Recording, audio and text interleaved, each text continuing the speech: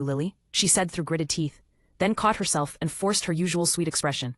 Though I do hope you haven't made any mistakes. You know how you sometimes get things muddled. I remembered this moment. Last time, her casual cruelty had made me doubt myself. Not anymore.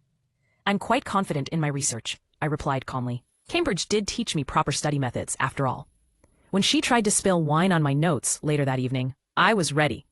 Oh no, I gasped, quickly moving my papers as red wine splashed across the table, where they'd been moments before.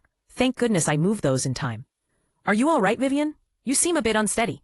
I'm fine, she snapped, then caught herself and forced a sweet smile. Just clumsy me. A memory of my ruined notes from the first timeline made my chest tight with old anger, but I pushed it aside. This time, I was in control. The next day, Lady Catherine announced the results in the dining hall. Miss Lily demonstrated exceptional knowledge and poise, she declared, her sharp gaze approving. Her understanding of protocol was flawless, and she showed admirable leadership in helping her fellow contestants prepare. Alexander caught my eye across the room and nodded approvingly. There was something in his expression. Pride? Admiration? It made my heart skip.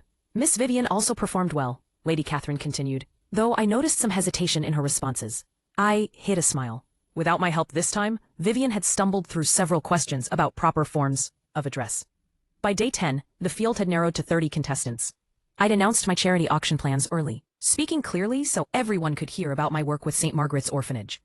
But I was going to organize something for the orphans, Vivian protested, her mask slipping slightly.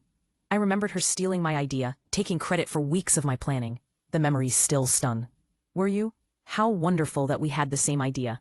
I smiled pleasantly. Perhaps you could help with decorations. I know how much you enjoy making things look pretty. The backhanded compliment hit its mark. Several contestants chuckled, and I saw Alexander hide a smile behind his teacup. That evening, he approached me on the terrace, 2 glasses of champagne in his hands. Impressive work with the auction planning, he said, offering me a glass. The orphanage director spoke very highly of your dedication. Thank you, the children there mean a lot to me. In my previous life, this conversation had gone so differently. I'd been tongue-tied.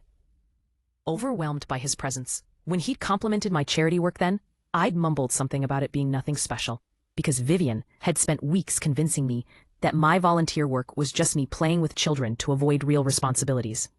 You seem different tonight, Alexander observed, his blue eyes studying my face. More confident. I suppose I'm finally learning to speak up for myself. If only he knew how literally true that was.